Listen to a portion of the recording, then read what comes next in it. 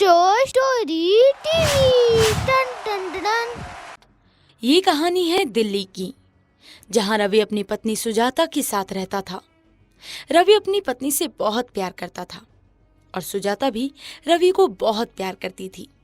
दोनों एक दूसरे के साथ बहुत खुश रहते थे। रवि एक कंपनी में नौकरी करता था। वो बहुत मेहनत से मन लगाकर काम किया करता था ताकि उसे प्रमोशन मिल सके। वो तरक्की के पीछे एकदम पागल था। सुजाता इस बात से थोड़ा दुखी भी रहती थी कि रवि उसे समय नहीं दे पाता। एक दिन सुजाता अपने पति से कहती है, रवि तुम बिल्कुल भी मुझे समय नहीं देते हो। पूरा दिन बस काम में ही लगे रहते हो। पूरा दिन तो ऑफिस में निकल जाता है, फिर जब रात में भी तुम आते हो तो ये लैपटॉप लेकर बैठ जाते हो। सुजाता, अब मैं क्या करूं? काम तो करना ही पड़ता है ना यार। रवि, अगर पूरा दिन काम करोगे तो यार मुझे प्यार कब करोगे? पूरा दिन तो तुम्हारा यूं ही काम में निकल जाता है। क्या तुम ये भी भूल गए हो कि तुम्हारी एक पत्नी भी है जिसे तुम्हें समय देना होता है? अरे जान, ये सब मेहनत मैं तुम्हारे लिए ही तो कर रहा हूँ ताकि मुझे प्रमोशन मिल सके। और अगर हम अब मेहनत नहीं करेंगे तो फिर कब करेंगे? ये मेहनत मैं हमारे कल को सुखी बनाने के लिए कर रहा हूँ। यार कल के चक्कर में हमारा आज खराब हो रहा है। प्लीज बात को समझो ना।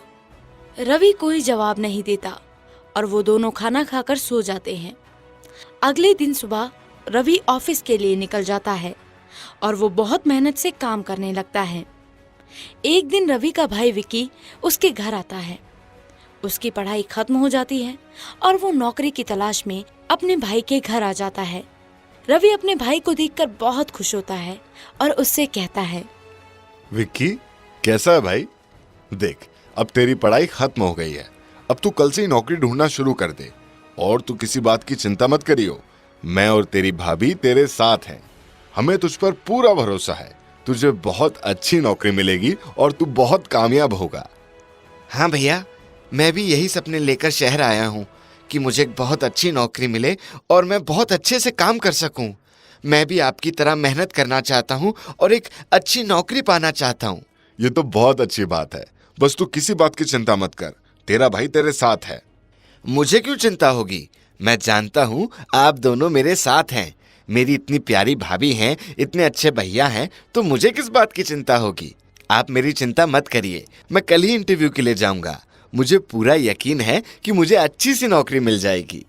विकी नौकरी देखना शुरू कर देता है, लेकिन उसका काम में मन नहीं होता और वो ज्यादा से ज्यादा समय घर पर ही बिताता या फिर फोन में लगा रहता। एक दिन रवि सुबह ऑफिस के लिए निकल जाता है और विकी अपनी भाभी को बाथरूम से बाहर आते हुए देखता है। ये इस भीगे बदन में भाभी कितनी सुंदर लग रही है यार। छी, मैं भी क्या सोच रहा हूँ यार, ये मेरी भाभी है। विकी अपनी भाभी के गीले बालों और भीगे शरीर को देखकर खुद पर काबू नहीं कर पा रहा था। उसे कुछ होने लगता है। वो उसकी तरफ आकर्षित होने लगता है। अचानक ही सुजाता की नजर विक्की की तरफ जाती है।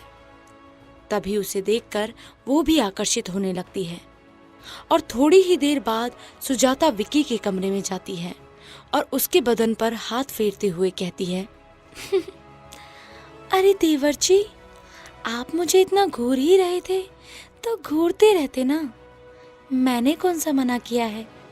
मैं तो हूँ ही इतनी सुंदर कि लोग मुझे देखते ही रह जाते हैं। लेकिन एक बात बताऊं, आप भी कम स्मार्ट नहीं हैं।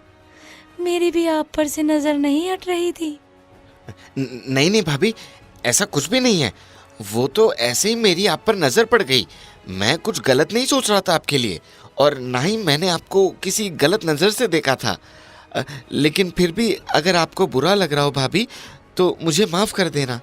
लेकिन प्लीज आप ये वाली बात भैया को मत बताना, नहीं तो न जाने वो मेरे बारे में क्या सोचेंगे। अरे आप तो डर गए देवर जी। मैं आपके भैया को कुछ भी नहीं बताऊंगी। वैसे हम दोनों के बीच ऐसा बहुत कुछ हो सकता है जो तुम्हारे भैया को भी पता नहीं चलेगा और हम दोनों की भी जरूरतें पूरी हो जाएंगी। विकी सुजाता की बात को कुछ समझ नहीं पा रहा था। सुजाता विकी के करीब जाने की कोशिश करती है और धीरे धीरे वो उसके बहुत करीब चली जाती है।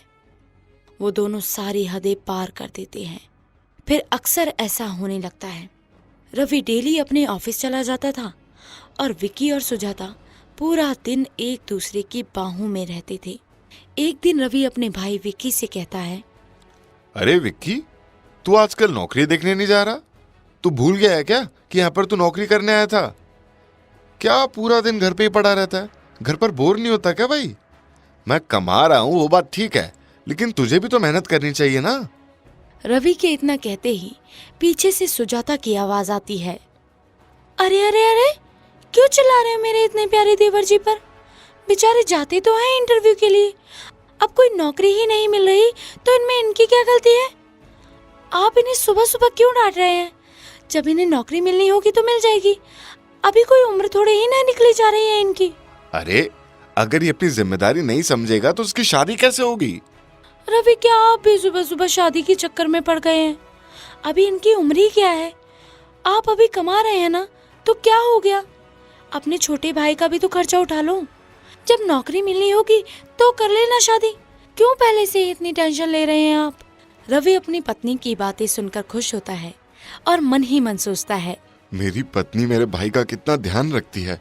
आजकल लोग कहाँ देवर को अपना भाई मानते हैं, पर सुजाता को देखो, मैं कितना खुशनसीब हूँ कि मुझे ऐसी बीवी मिली है। रवि को कोई अंदाजा नहीं था कि सुजाता और विक्की के बीच में क्या चल रहा है। वो बेचारा तो बस सुबह जाता और रात को ही घर लौटता। इधर विक्की और सुजाता पूरा दिन एक दूसरे की बाहों में पड़े रहते थे।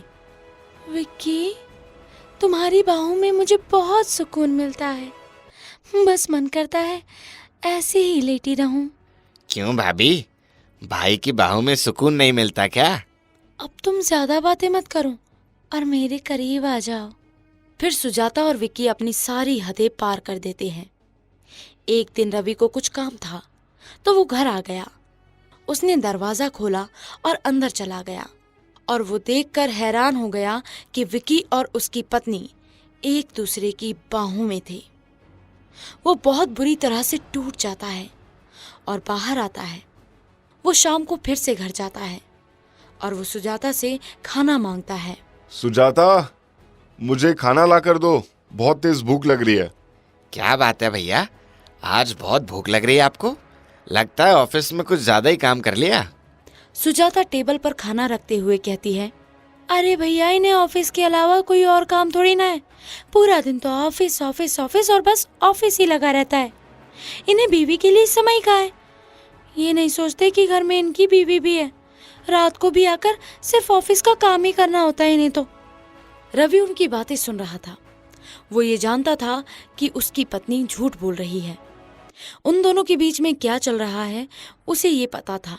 वो सुजाता को पानी लाने के लिए भेज देता है और विक्की को लैपटॉप लाने के लिए भेज देता है और उसी दौरान वो खाने में जहर मिला देता है और तीनों वो खाना खा लेते हैं।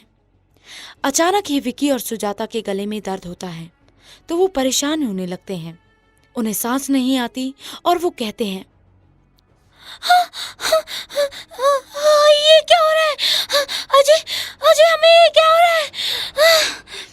तभी रवि कहता है, तुम दोनों ने मुझे धोखा दिया है। मैंने तुम दोनों पर विश्वास किया। एक मेरा सगा भाई है जिससे मेरे खून का रिश्ता है और एक से मेरे दिल का रिश्ता है। मैं तुम दोनों के लिए दिन रात मेहनत कर रहा हूँ कि मैं तुम दोनों को हर वो खुशी दे सकूं, और तुम दोनों ने मेरे पीठ के पीछे इतना गंदा काम किया। ऐसा कुछ भी नहीं है रवि, मेरी बात तो सुनो। अब कहने और सुनने को कुछ नहीं बचा। मैंने कभी नहीं सोचा था कि तुम दोनों मेरे साथ ऐसा करोगे। मैं जिल्लत के साथ नहीं रह सकता। मैंने तुम दोनों को अपनी आंखों से एक दूसरे की बाहों में देखा था। उसकी सजा तो तुम्हें मिलेगी, लेकिन सजा मुझे भी मिलेगी कि मैंने तुम दोनों पर इतना भरोसा किया। इसलिए मैंने हम तीनों के खाने में जहर मिला दिया। अब तुम भी मरो और मैं भी मरूंगा। फिर वो तीनों ही मर जाते हैं। सुजाता और विक्की की गलती की सजा बेचारे रवि ने खुद को भी दे डाली। दोस्तों, इस कहानी के माध्यम से हम बस यही कहना चाहते हैं कि नाजायज रिश्ते का मुकाम अच्छा नहीं होता है, उसका अंजाम हमेशा बुरा ही होता है। तो रिश्तों की कीमत समझो, किसी भी जज्बात के साथ मत खेलो। एक रिश्ता पवित्र ही होना चाहिए।